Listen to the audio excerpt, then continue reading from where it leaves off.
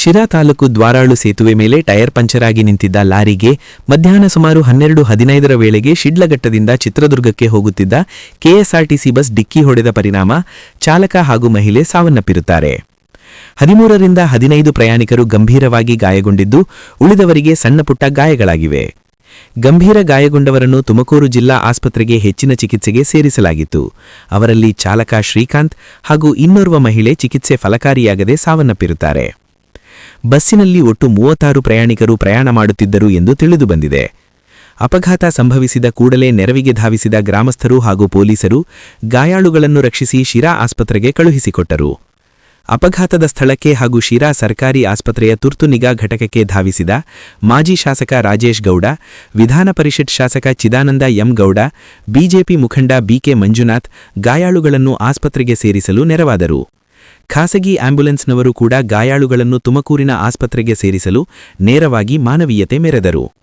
ಶಿರಾ ಸಾರ್ವಜನಿಕ ಆಸ್ಪತ್ರೆಯ ತಾಲೂಕು ವೈದ್ಯಾಧಿಕಾರಿ ಡಾ ಸಿದ್ದೇಶ್, ತಾಯಿ ಮತ್ತು ಮಕ್ಕಳ ಆಸ್ಪತ್ರೆಯ ವೈದ್ಯಾಧಿಕಾರಿ ಡಾ ಡಿಎಂ ಗೌಡ ಹಾಗೂ ಸಾರ್ವಜನಿಕ ಆಸ್ಪತ್ರೆಯ ಮುಖ್ಯ ವೈದ್ಯಾಧಿಕಾರಿ ಡಾ ರಾಜೇಂದ್ರ ಬಾಬು ಪ್ರಸಾದ್ ಸೇರಿದಂತೆ ವೈದ್ಯಕೀಯ ಸಿಬ್ಬಂದಿ ಸಕಾಲಕ್ಕೆ ಗಾಯಾಳಿಗೆ ಪ್ರಥಮ ಚಿಕಿತ್ಸೆ ನೀಡಿದರು.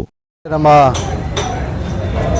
ಮುಖಂಡರಾದಂಥ ಮಂಜಣ್ಣ ಅವರು ಬಹಳ ಒಂದು ಸಂಕ್ಷಿಪ್ತವಾಗಿ ಈ ತಾಲೂಕಿನಲ್ಲಿ ಕುಡಿಯುವ ನೀರಿನ ಸಮಸ್ಯೆ ಗ್ರಾಮೀಣ ಭಾಗದಲ್ಲಿ ಹೆಚ್ಚಾಗಿ ಹಲವಾರು ಭಾಗಗಳಲ್ಲಿ, ಹಲವಾರು ಪಂಚಾಯಿತಿಗಳಲ್ಲಿ, ಹೋಬಳಿಗಳಲ್ಲಿ ಸಾರ್ವಜನಿಕರು ಎದುರಿಸುತ್ತಿದ್ದು, ಇದಕ್ಕೆ ತತ್ಕ್ಷಣ ಕೂಡಲೇ ತಾಲೂಕು ಆಡಳಿತ, ಜಿಲ್ಲಾಡಳಿತ, ಶಾಸಕರು, ಜಿಲ್ಲಾ ಉಸ್ತುವಾರಿ ಸಚಿವರು ಹೆಚ್ಚು ಗಮನವನ್ನು ಹರಿಸಿ ಇವತ್ತೇನು ಕುಡಿಯುವ ನೀರಿನ ಸಮಸ್ಯೆ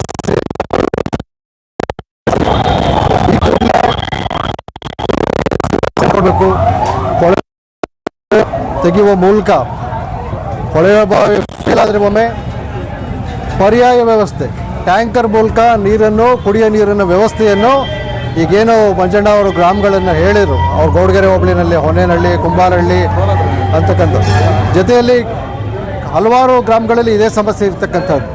ಇವತ್ತು ತಾಲೂಕು ಆಡಳಿತ ಈ ಸಂದರ್ಭದಲ್ಲಿ ವಾರಕ್ಕೊಮ್ಮೆ, ನಾನು ಶಾಸಕನಾಗಿದ್ದಂಥ ಸಂದರ್ಭದಲ್ಲಿ, ಹೊಸದಾಗಿ ಶಾಸಕನಾಗಿ ಬಂದಂಥ ಸಂದರ್ಭದಲ್ಲಿ ಇದೇ ರೀತಿಯ ಒಂದು ವಾತಾವರಣ ಆಯಿತು. ಆ ಸಂದರ್ಭದಲ್ಲಿ ನಾನು ಕೂಡ ಪ್ರತಿ ವಾರಕ್ಕೆ 2 ಸತಿ ಮೀಟಿಂಗ್ ತೊಗೊಳ್ತಾಯಿದ್ದೆ. ಸೋಮವಾರ ಒಂದು ಸತಿ, ಶನಿವಾರ ಒಂದು ಸತಿ. ಪ್ರತಿ ಎಲ್ಲ PDOಗಳನ್ನು ಕರೆದು ಏನು ತಹಶೀಲ್ದಾರ್ ಅವರ ಒಂದು ಸಮ್ಮುಖದಲ್ಲಿ ಒಂದು ರಿವ್ಯೂ ಮೀಟಿಂಗನ್ನು ಮಾಡಿ, ಒಂದು ಟಾಸ್ಕ್ ಫೋರ್ಸನ್ನು ಮಾಡಿ, ಯಾವ್ಯಾವ ಊರಿನಲ್ಲಿ ಕುಡಿಯೋ ಪ್ರಾಬ್ಲಮ್ ಇದೆ, ಅಲ್ಲಿ ಏನು ವ್ಯವಸ್ಥೆಗಳನ್ನು ನಾವು ಮಾಡ್ಬೋದು, ಪರ್ಯಾಯ ವ್ಯವಸ್ಥೆಗಳನ್ನು ಏನು ಮಾಡ್ಬೋದು ಅಂತಕ್ಕಂಥದ್ದು ಪರಿಶೀಲನೆ ಮಾಡಿ ಆ ವ್ಯವಸ್ಥೆಯನ್ನು ಜನರಿಗೆ ತಲುಪಿಸ್ತಕ್ಕಂಥ ಒಂದು ಕಾರ್ಯಕ್ರಮವನ್ನು ಹಮ್ಮಿಕೊಂಡಿದ್ವಿ. ಇವತ್ತು ನಿಜಕ್ಕೂ ಕೂಡ ಭಾಳ ಒಂದು ಚಿಂತಾಜನಕ ಸ್ಥಿತಿ ಇವತ್ತು ಸಾರ್ವಜನಿಕರದ್ದಾಗಿದೆ. ಇವತ್ತು ತಾಲೂಕು ಆಡಳಿತ ಇದ್ರ ಬಗ್ಗೆ ಹೆಚ್ಚಿನ ಗಮನ ಹರಿಸಬೇಕು.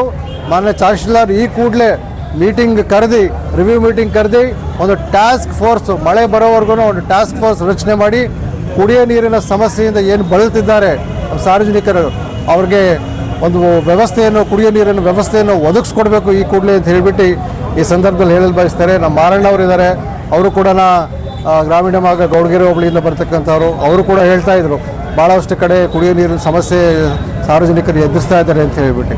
ಇದೆಲ್ಲ ಮಂಜಣ್ಣವ್ರು ಹೇಳಿದಂಗೆ ಈ ಒಂದು ಸಂದರ್ಭದಲ್ಲಿ ಇತರೆ ಕೆಲಸಗಳನ್ನು ಬದಿಗಿಟ್ಟು ಕುಡಿಯೋ ನೀರಿಗೆ, ಯಾಕೆಂದರೆ ಕುಡಿಯೋ ನೀರಿಗೆ ಹಾಹಾಕಾರ ಉಂಟಾದಲ್ಲಿ ಭಾಳ ಒಂದು ಕಷ್ಟದ ವಾತಾವರಣ ಇವತ್ತು ತಾಲೂಕಿನಲ್ಲಿ ನಾವು ಸೃಷ್ಟಿ ಮಾಡ್ಕೊಂಡಂಗಾಗುತ್ತೆ. ಅದರಿಂದ ಹೆಚ್ಚು ಗಮನ ವಹಿಸಿ ಅಂತ ಹೇಳ್ಬಿಟ್ಟು ತಾಲೂಕು ಆಡಳಿತ, ಮಾನ್ಯ ಶಾಸಕರು, ನಮ್ಮ ಅಧಿಕಾರಿಗಳು ಮತ್ತು ಜಿಲ್ಲಾ ಪಂಚಾಯತ್ ಮುಖ್ಯ ಕಾರ್ಯನಿರ್ವಹಣೆ CEOಗಳು ಎಲ್ಲರಿಗೂ ಕೂಡ ಈ ಸಂದರ್ಭದಲ್ಲಿ ನಾನು ಮನವಿ ಮಾಡ್ಕೊತೀನಿ.